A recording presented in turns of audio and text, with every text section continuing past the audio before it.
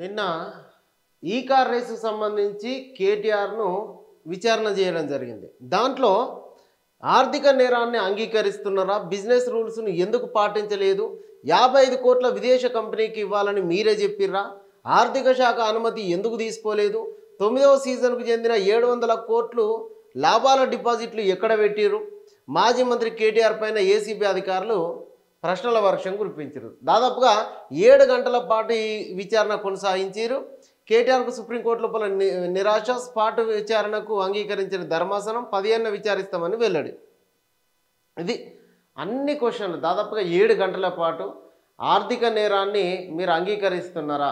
ఎందుకంటే క్యాబినెట్ ఆమోదం లేకుండా, ఎవ్వల ప్రమేయం లేకుండా ప్రభుత్వ ఖజానాను 55 కోట్ల రూపాయలను విదేశాలకు ట్రాన్స్ఫర్ చేసిన అంశం పైన ఈ కేసు లోపల మాజీ మంత్రి కేటీఆర్ను విచారించడం జరిగింది. దానికి అన్నిట్లో కూడా ఆయన పక్కన లాయర్లు ఉంటేనే నేను విచారణకు హాజరవుతా అని ఆయన ముందు నుంచి పేచీలు పెట్టడం, ఆ తర్వాత 7 గంటల పాటు విచారించడం. దాంట్లోపల ఎందుకు బిజినెస్ రూల్స్ను మీరు పాటించలేదు, ఆర్థిక శాఖ అనుమతి ఎందుకు తీసుకోలేదు, మంత్రి హోదాలో ఉండి ఇట్లా నిధుల్ని దుర్వినియోగం ఎందుకు చేసిర్రని అన్ని క్వశ్చన్లు అడిగారు. ఈ నిధుల కోసం ఎవరైనా బలవంతం చేసిర్రా, ఆ సమయంలో అప్పుడు సీఎం పర్మిషన్ తీసుకున్నారా? ఈ ప్రశ్నల్ని ఏసీబీ అధికారులు కేటీఆర్ను ప్రశ్నించడం జరిగింది.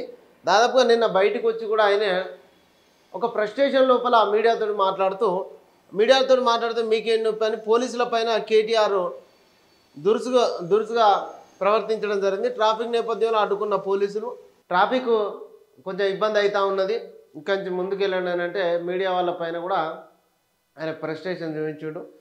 ఆ నుంచి ఆయన ఏదో 4 ప్రశ్నల్ని 40 రకాలుగా రేవంత్ రెడ్డి అడగమన్న ప్రశ్నల్ని అడిగిర్రంటూ ఏసీబీ ఎన్నిసార్లు విచారణ పిలిచిన వస్తా, బీఆర్ఎస్ వర్కింగ్ ప్రెసిడెంట్ కేటీఆర్. ఇది కోడ్ ఆఫ్ కండక్ట్ను ఈ ఎన్నికల